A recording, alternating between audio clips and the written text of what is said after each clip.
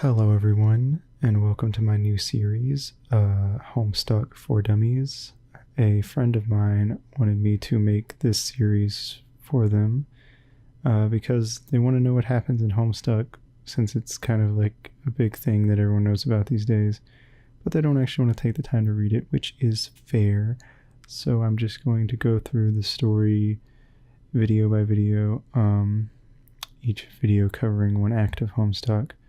There's a lot of them, so sit back and get ready for that. Anyway, I'm going to try to cover it as quickly as I can, while still making sure that you understand what's going on and not leaving out too many details. I also normally don't have visuals for my stuff, but in this case I am going to throw in about 20 to 30, maybe even more, of the pages from Homestuck, the panels.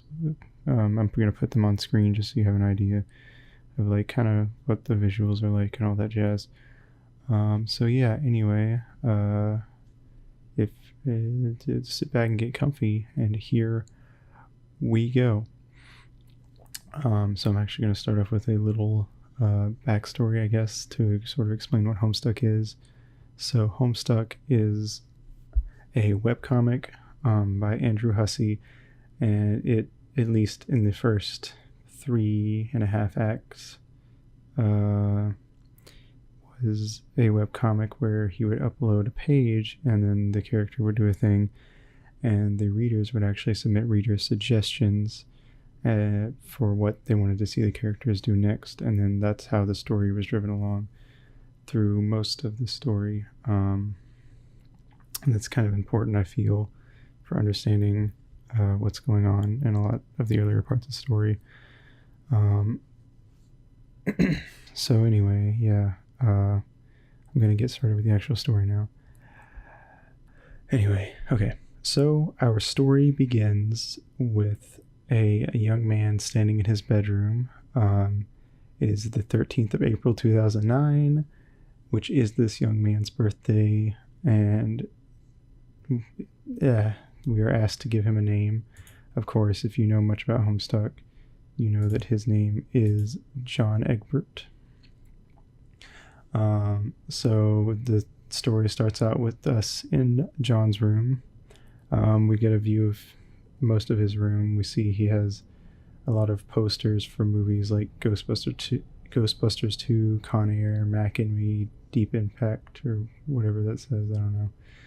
And then he's got some stuff lying around, and we learn about his interests, which are really terrible movies, hating cakes, being a terrible computer programmer, and having a fondness for paranormal lore, which I assume he gets from Ghostbusters. And he's also an aspiring amateur magician and a prankster. He also likes to play games sometimes. So yeah, and then he starts, messing around with stuff in his room. He investigates his magic chest, which has a bunch of random items, like his fake arms, which he picks up and puts into his Sylladex. And he captalogs them into his Sylladex, to be specific. So to explain what a Sylladex is, I suppose, even though they're not super important, is it's basically an inventory system. It's a parody of like inventory systems, because a lot of early Homestuck is a parody of point-and-click adventure games. So that's sort of important, but like I said, it doesn't have any story relevancy for the most part, so I'm gonna kind of skim over those a good bit, but they are responsible for a lot of the meandering that goes on. So yeah, anyway, John looks in his chest. He finds a bunch of other things: smoke pellets, fake handcuffs, a book titled Colonel Sassacre's Daunting Text of Magical Frivolity and Practical Japery, and Wise Guy by Harry Anderson. It's a copy of Harry Anderson's Wise Guy by Mike Cavany. Anyway, he takes a couple of those things. We'll get back to that later, not super important. And we learn about John's Solidex, which is a stack modus, which means he can only take the card that is on the top. So basically, when he picks up an item, he goes at the top of his inventory, and every time he gets a new item, it pushes the other ones down and puts the new item on top. He can only use the item on top. Kind of stupid and lame, but again, it's supposed to be. So John goes around messing with stuff in his room. He examines some of his posters, like his Problem Sleuth poster, which is a reference to Hussey's earlier work, Problem Sleuth. He also picks up a poster that he got from his dad, which comes with a card which reads, "Happy birthday, son. I am so proud of you." What a good dad. And he puts up the poster on his wall, and it is, after some shenanigans, of course. The poster is a Little Monsters poster. I've never seen that movie, but it seems stupid. All I know is that somebody pees in an apple juice container and then someone else drinks it. Anyway, he also remarks on his Con Air poster, this boy really loves Nicolas Cage, which is kind of important, I guess. It comes up a lot. And then we look at his calendar after looking around his room some more, and we see he's got a nice little like smiley face with a birthday hat where his birthday is, but he's also got something else marked for the 10th of April, 3 days prior to the day we are on now. He's got beta written there, and apparently he's waiting for a game called Spurb, specifically the beta, which was supposed to arrive on the 10th but has yet to come.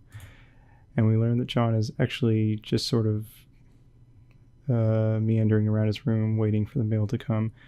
And then he notices he's got a message from his good friend on PesterChum, which is basically AOL Messenger and stuff like that, but for the Homestuck characters. So he opens up a Pester log from his friend Dave, who has messaged him to ask what kind of presents he got. They have a fun little conversation, which is actually basically a copy and pasted from a real conversation Hussey had. So that's a fun fact for you. Dave rags on John for liking shitty movies, and then John decides to go and see if the mail has come, which it has in fact come, as the Red Army dealie is up. So he's about to go check when suddenly his dad comes home and gets the mail out of the mailbox, which is awful for John because, like any other 13-year-old kid, he fears having to have any interaction with his parent whatsoever. So then he just starts messing around in his room some more, like looking at his games and his Colonel Sassacre's daunting text of magical frivolity and practical japery. And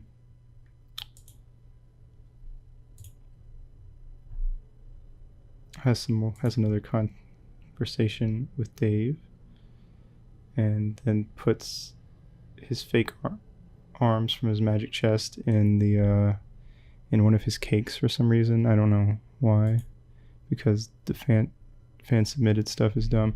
Oh, but then he gets something that is kind of important, I guess.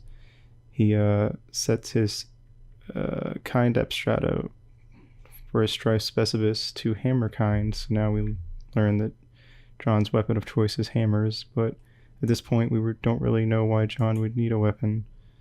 But he has it, so I guess that's cool. Anyway,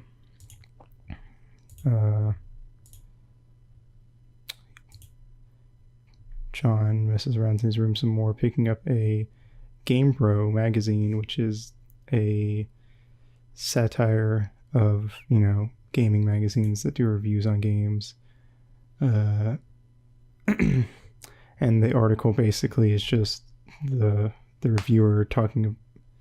The article is basically just the reviewer talking about how he didn't actually play the game, but for some reason he wrote this article anyway, and gave it 1.5 hats out of 5 hats to keep it real, as he says. And then he goes on some tangent about the Dark Knight and his friend breaking his thumb or something. I don't know. Then John grabs his beagle puss and his magician's hat and puts them on to create a clever disguise, even though it's not a clever disguise at all. It's actually a very shitty disguise. He wanders downstairs and into the living room, where we learn that his dad seems to have a fascination with collecting Harlequin mannequins and putting them all over the house. John hates these, of course, because John's an angsty teenager. We also learn that John hates all things related to Betty Crocker. Remember that? That's plot relevant. And then John, while messing around, tosses the Game Bro magazine into the fire and then accidentally knocks his grandma's ashes over because he's an idiot. He also grabs the present from the center of the room, which he got from his dad, and it turns out to be a giant Harlequin doll, which he then just puts on the couch to stay there forever, probably never to be important, I'm sure. And he goes back up to his room because more meandering, I guess. And he has a friend. He has a conversation with a different friend, tentacle therapist, aka Rose. I would make a joke about her username, but she's 13. And basically, they just talk about whether or not he has the game, and he says no. And then he heads back downstairs, and he attaches his fake arms to the Harlequin doll. And then, after a bunch of meandering about, taking a look through Colonel Sassacre's daunting text, he goes into his father's study to meander some more. He takes his father's pipe and adds it to his clever disguise, as well as changing out the magician's hat for a bowler hat.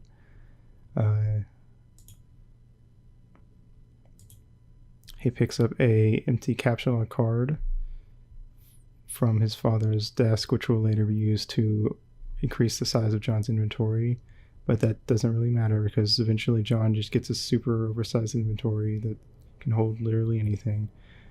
Then he plays a haunting piano refrain. Isn't that nice, kids? Meandering. Finally, he goes outside to check the mail. I don't know why, because he saw his dad get the mail. But we get a nice little line as John looks out at his neighborhood from the narrator, which I will read because I just think it's a cool line. The streets are empty. Wind skims the voids, keeping neighbors apart as if grazing the hollow of a cut reed or, say, a plundered mailbox. A familiar note is produced. It's the one desolation plays to keep its instrument in tune. Good stuff. Anyway, I would read the whole thing, but that's if you wanted to hear every single line, you would read it yourself. Anyway, this is where we get the title drop. Homestuck. And then John goes back inside. But first, he looks in his dad's car and sees that there is a green package and a letter he can't make out. Then he looks in the window, which is fogged up because his dad is baking, and I don't know why that would fog up the window, but whatever. John finally goes into the kitchen where we see that his father has baked him a large cake. John, hating cakes for some reason, is upset by this, and we begin a strife where John just tries to deny the cake. And then his dad throws a pie tin filled with whipped cream into his face because his dad is a lovable prankster. John then drops his smoke pellets, hoping for them to explode, and nothing happens at all. But then, of course, John accidentally drops his Colonel Sassacre's daunting text on top of the smoke pellets, and they explode, setting the fire alarm off as his dad tries to use a broom to fan the smoke away from the fire alarm, John grabs his dad's PDA as well as the package and the Spurb Beta and runs for it. He spends some more time meandering and making a mess of things before he finally gets back to his room, where he spends some time admiring his failure to launch poster starring Matthew McConaughey, because I guess he just likes the movie.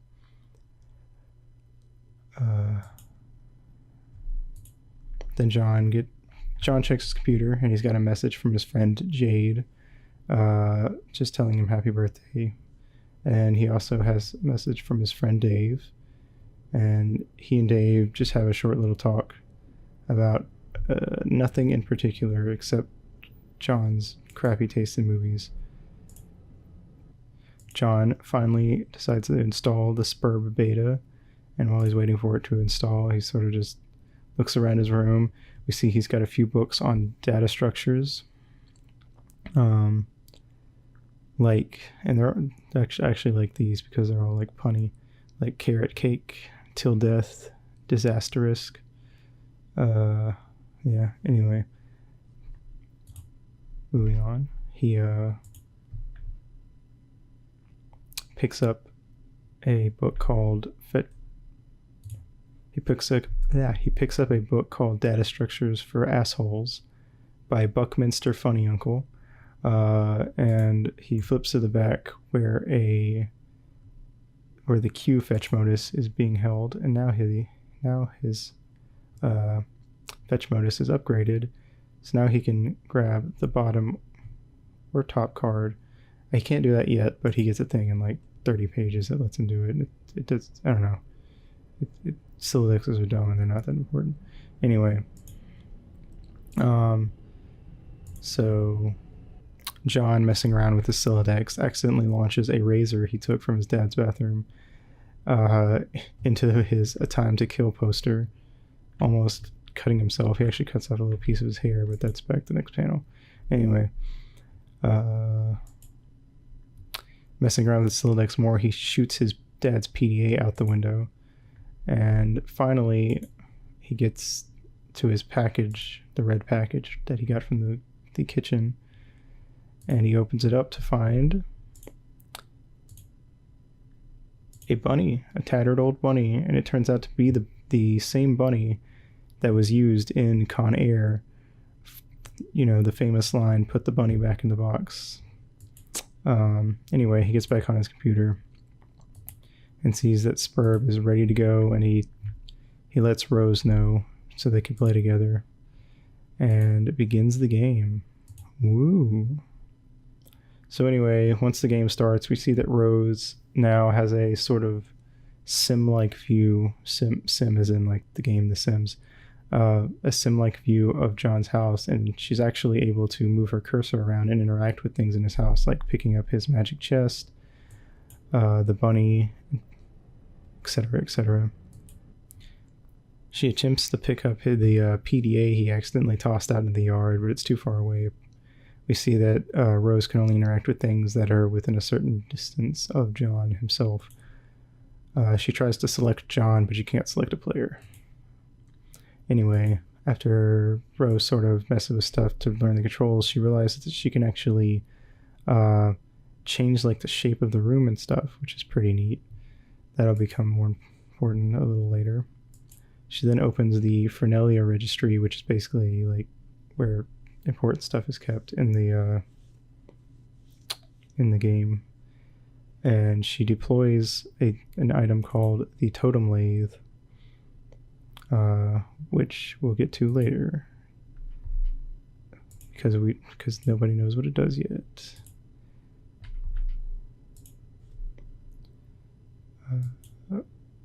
She also deploys an item called the Cruxtruder in the living room, blocking the front door, and an item called the Alchemitter on John's balcony next to his cute little telescope. John checks his dad's PDA, which he has now grabbed because he moved to the edge of his room, and thus Rose was able to pick it up and drag it to him. And he sees that his dad has a Twitter-like app called Serious Business, where serious businessmen talk about serious, boring businessman things like getting coffee on your tie. Anyway, John installs Pester Chum to his dad's PDA so that he can talk with his friends on the go. And he starts examining the new items. He looks out of his telescope, sees nothing. It's definitely not important, don't worry about it. Rose, trying to get the hang of things, starts uprooting John's furniture, and picks up his toilet and puts it outside for some reason. Don't ask me why. John finds a sledgehammer and adds it to his inventory as a weapon. And then he finally gets a conversation with his friend Jade, but it's cut short because she hears an explosion sound and runs out to go check out what it might be. And it hasn't really been super established yet, but all of John's friends live very far away from him. They're all online friends. Then Rose picks up John's bathtub for some reason. I don't know why she does that either. And then while carrying it around the house, she loses connection and accidentally drops it in his hallway upstairs. But she comes back pretty quickly. Then they decide to try and open the Cruxtruder, but it won't budge. So then they get the bright idea that maybe if John picks up the sledgehammer and hits the top of it, the top will pop off. He's too weak to do it himself, however, so Rose grabs it and lifts it up and then drops it on top. And after the top pops off, out comes a blinking blue, black, and white orb, which is arguably seizure-inducing, which is called a... Did they say that yet? It doesn't really matter. Anyway, John also turns the wheel on the side of the Cruxtruder, and he gets one Cruxite dowel, which is just a little blue column. And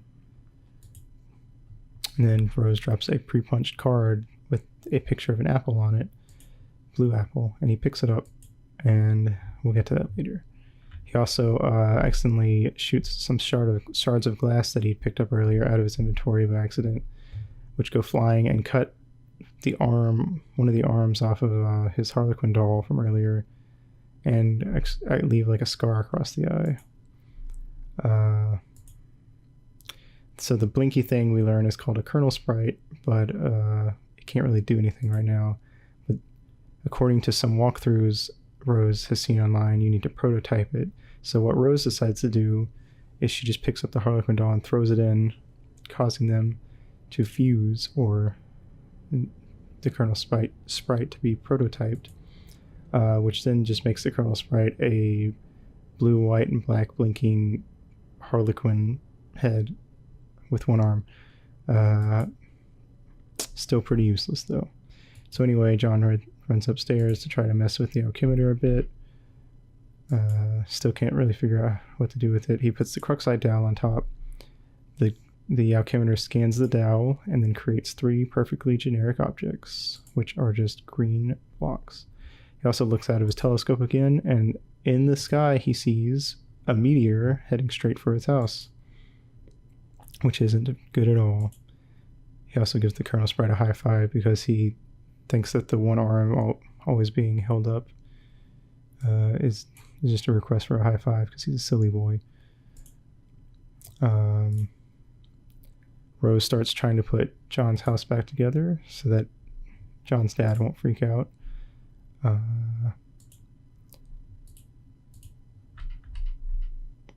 He also has another conversation with Dave, where Dave is basically talking about nothing, and John's like, hey, look, I can't talk. There's a meteor coming from my house, or some kind of fucking asteroid or something, I don't know.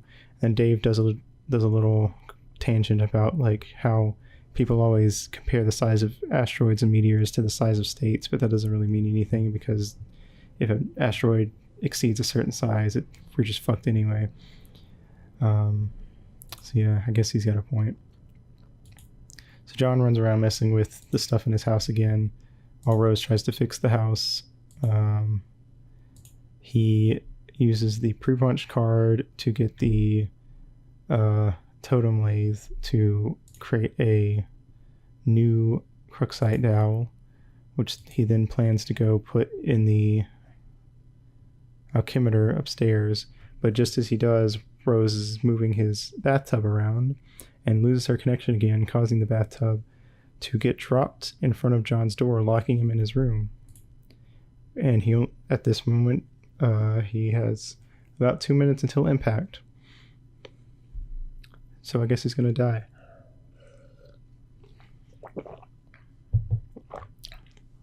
We then switch perspective from John to Rose, where we meet her. Of course, up to this point, we didn't know her name yet, but whatever.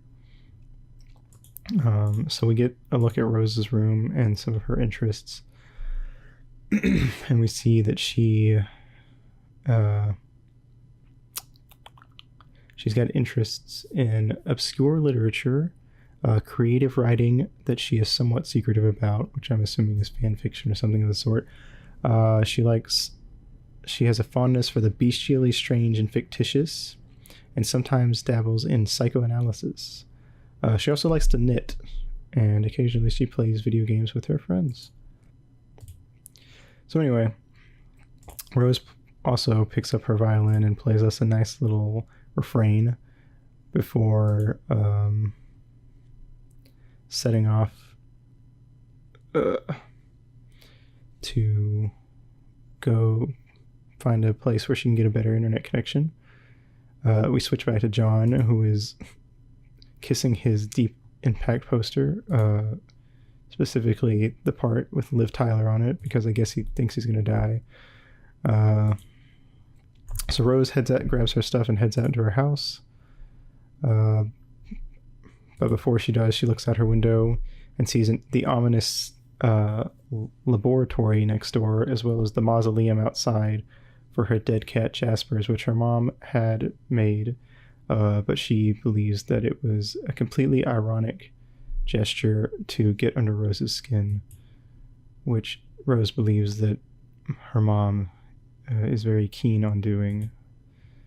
Anyway, she grabs her things like her knitting kit, her violin, and her laptop, as well as her book, Grimoire for Summoning the Zoologically Dubious, which is basically just a book about eldritch creatures. They're just knockoffs of like stuff from Lovecraft. We'll get to see those later. Anyway, she goes out into her house, and we learn that similarly to how John's dad has a love for harlequins, Rose's mom has a love for wizards, and she has paintings and mannequins all over the house. Rose hates this, of course, because she just assumes that it's another ploy to annoy Rose, because Rose is a teenager, and she thinks everything her mom does is just to spite her. So she starts sneaking around her house trying to avoid her mom, and makes her way to the observatory, where she sets up her laptop and connects back with John. John, having 41 seconds left, is freaking the fuck out. But Rose is back, so it's all good.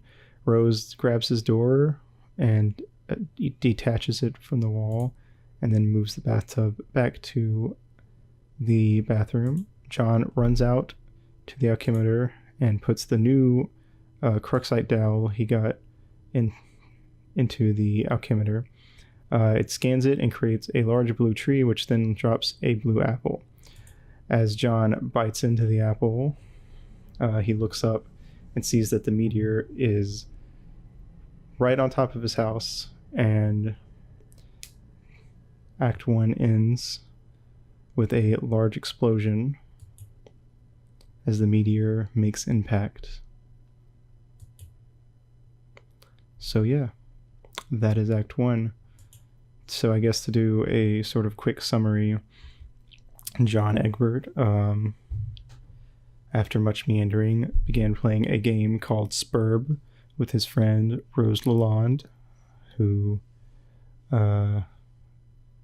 is his friend from across the United States. We don't really get told that, but John is from the West Coast and Rose lives on the East Coast. And